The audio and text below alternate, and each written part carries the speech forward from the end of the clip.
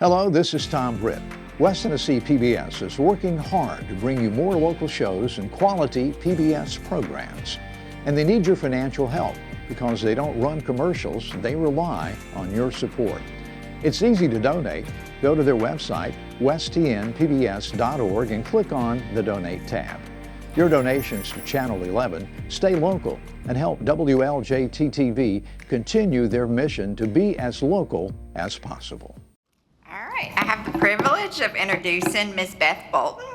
She is a fourth-generation Jacksonian with strong ties to the tourism industry. She began her career in Jackson as a travel agent at the age of 19, in the good old days of actual handwritten airline tickets. Her love of travel and her knowledge of hospitality led her to working in the hotel business for the past 20 years, most recently having worked for two of the biggest global brands in the industry, Hilton and Marriott.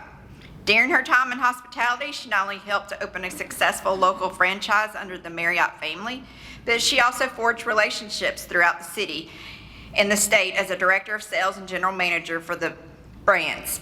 Beth joined Visit Jackson as the group sales director, and then now she has transitioned into the CEO role.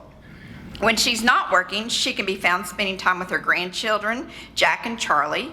When they come to visit, she takes them to the farmer's market, to concerts at the AMP, there you go, Ashley, and to have fun bowling at Hub City Brewery. So please welcome Beth Bolton as our speaker today.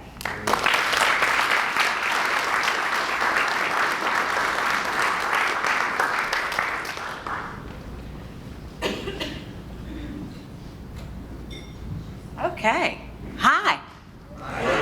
I'm excited to be here today. Going to try to keep this on point and not go into how I got to this position and focus on the event at hand that we're trying to spread awareness for, which is the Blue Suede Rockabilly weekend. But I have to tell a tiny bit of the backstory to that because not terribly long after I came to work for Visit Jackson as group sales director, we did a strategic plan. And they had some really smart people come in and look at Jackson and look at our assets. And they interviewed stakeholders and they talked to all of us. And they were like, you know, to come back to us with some ideas with what we could do to promote overnight stays in Jackson. That is how our organization is funded off the hotel motel occupancy tax, which I'm always very happy to receive. We also get grants as well for that. However, they came back to us. I don't think I'll ever forget it. Our board, and Dave Bratcher is here. He's my board chairman. And Esther Milam may be here. She also is on the board.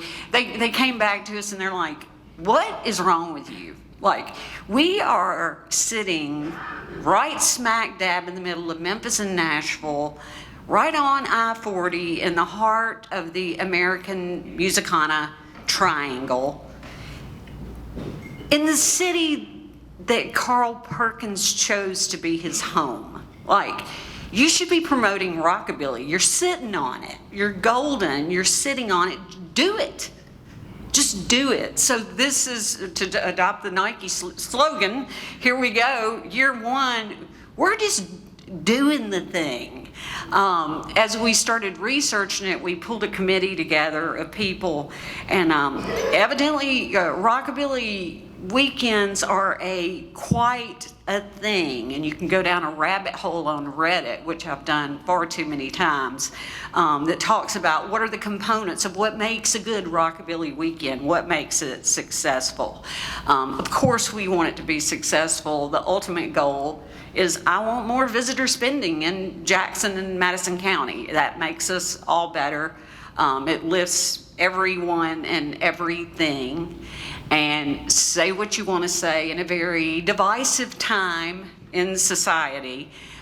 There's one thing that I could probably say wholeheartedly about every person in this room right now, and that is we want a strong, robust Jackson and Madison County, and I want a lot of visitors with a lot of heads in beds. I want people eating in our restaurants, filling up our gas tanks.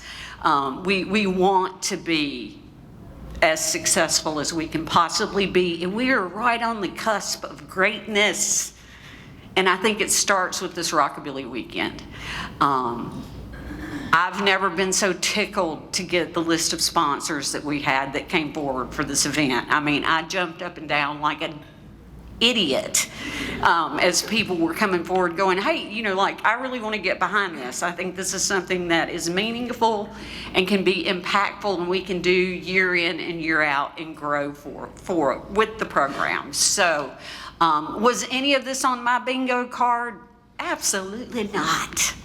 Absolutely not. But I'm so glad and fortunate to be able to do it, and we're really, really, really excited about it. So I have to say, if you're not familiar with it, please go to www.bluesuedeweekend.com and check it out, because it is something.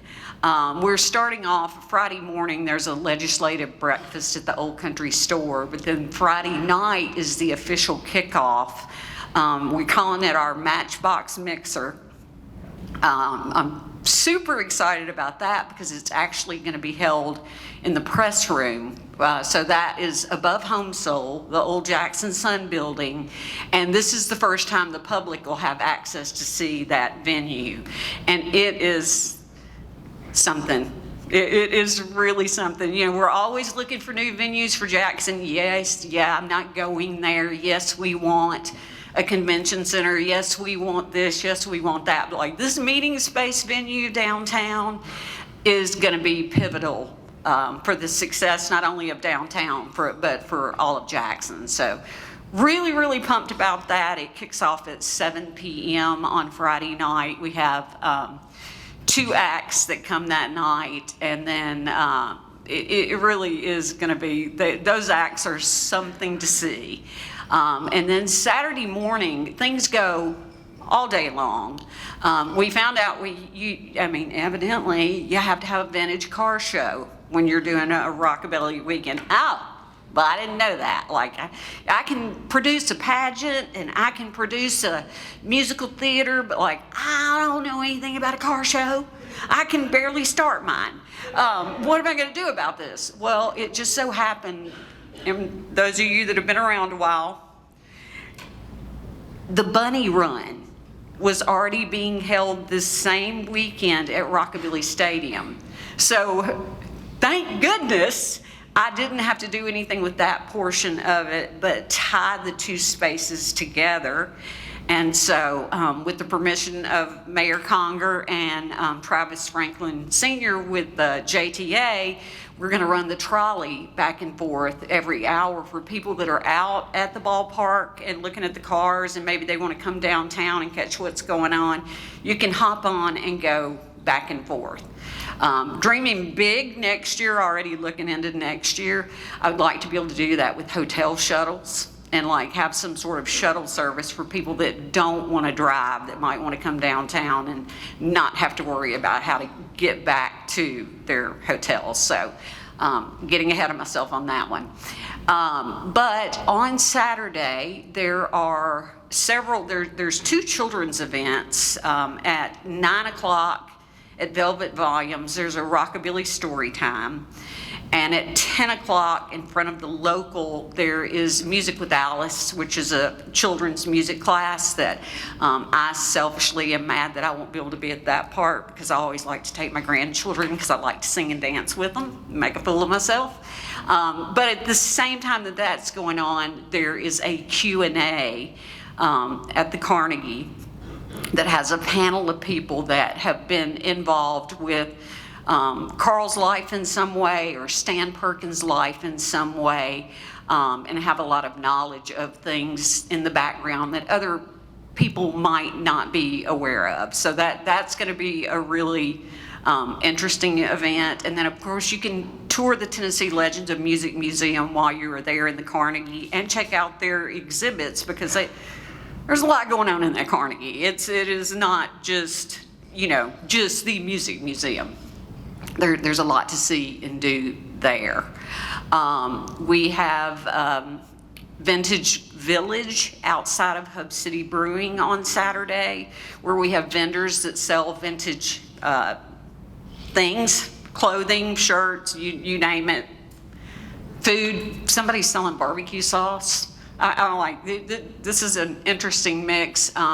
Royal Crown, which is evidently an old hair care product that they used a lot of times to slick their hair back in the 50s. They too are one of the sponsors of the event, so they're going to be there doing an activation, which should be interesting.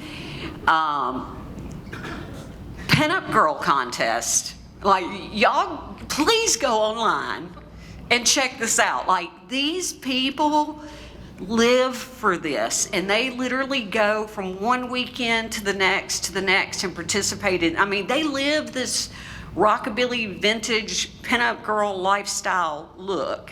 I think we're up to 5 contestants, and the judges and the MCs for that they all participate in that. They've been a big help helping me pull in people to compete, because like we don't know about this. We're in Jackson. We know about pageants. We do beauty pageants. Like we're pinup girl contests. Like it is insane, but it's going to be really, really, really a lot of fun. Those are the judges on the screen. I am like not even flicking through, just literally going from memory.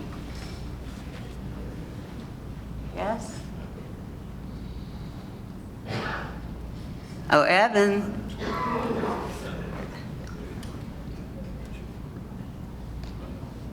Or not. That's okay. It's okay. It's okay. You can see it all on the website. And I literally laughed at the slides when I looked at it, because so much had transpired since the time we pulled this slideshow together, because we're still adding up to the minute things. We have 4 fantastic musical acts that play Saturday at Hub City Brewing, starting, I believe, at 1 o'clock in the afternoon. We have Wiley Bigger. We have the Mighty Flea Circus. We have Kyle Lacey, and we end with Lauren Pritchard, or Lolo, as we all know her. All of them are just outstanding performers. I need to back up and say on Friday night, Kyle Lacey is one of our performers, but one of the ones I'm excited about is a trio out of Nashville called the Satin Dolls. And they kind of think Andrews Sisters style performers. I think it's going to be really cool and kind of lean into that rockabilly kickoff, that vibe. So we're excited about that. Sunday, there is a documentary on the life of Carl that'll be shown at the University of Memphis in the music department. It's Sunday at 1 o'clock. This documentary, I've only been allowed to see bits and pieces of it. I think they're just trying to agitate me at this point, but it was done by Dr. Jeremy Tubbs and Stephanie Riley, because as they got to looking into things about Carl, there's just not a lot out there. And so they started interviewing Stan, his son, and just listening to his take on the unique stories and the inspiration behind the writing of the music and how it all came to be. It is tremendously moving. So I hope that y'all can take advantage of that. And just get excited about it. Like, again, in a time where we all feel divisive and torn, and upset about this and upset about that, there's another thing we can say. Not only does everybody in here want a strong Jackson, everybody in here really knows that music brings people together. What my music teacher used to say, music is the message, because music is a universal language. So let's let rockabilly become our universal language and make a difference and rise up as a community and support it and let it grow beyond that. and let this be a big economic driver in the future for the city and the county. Questions? I know I'm throwing a lot at you. If you need me, you can reach out to me. I'm going to do 2 sets of giveaways for 2 tickets for the entire weekend. So let's see who can get this. I'm going to let you raise your hand. Finish what I start. Ready? 1 for the money. Jerry Woods got it. So you got 2 passes for the weekend. Who could not know that? My grandsons are coming. Lord help the city of Jackson. They're ages 3 and 5. And they both have their shoes ready. So they can go down and get their dancing on at Hub City Brewing. Exactly. So my second question is if you're coming out for the weekend, and raise your hand first one I see, what kind of shoes should you have on? Suede. There's winner number 2. We're excited. Can't wait. I would love to be able to come back and talk another time about tourism and the value of the visitor and what we see and what we're working towards. I've not been in this position a year yet. It has been a ride and a whole lot of fun, and it's only going to get better because we are in lockstep with the city and the county and our board and the Greater Jackson Chamber, and like we're just looking for a better Jackson, and we know you are too. So thank y'all. The program you've been watching was made possible through the generous financial support of West Tennessee PBS viewers like you. Please visit westtnpbs.org and make a donation today so that we can continue to make local programs like this possible. Thank you. It's all about home.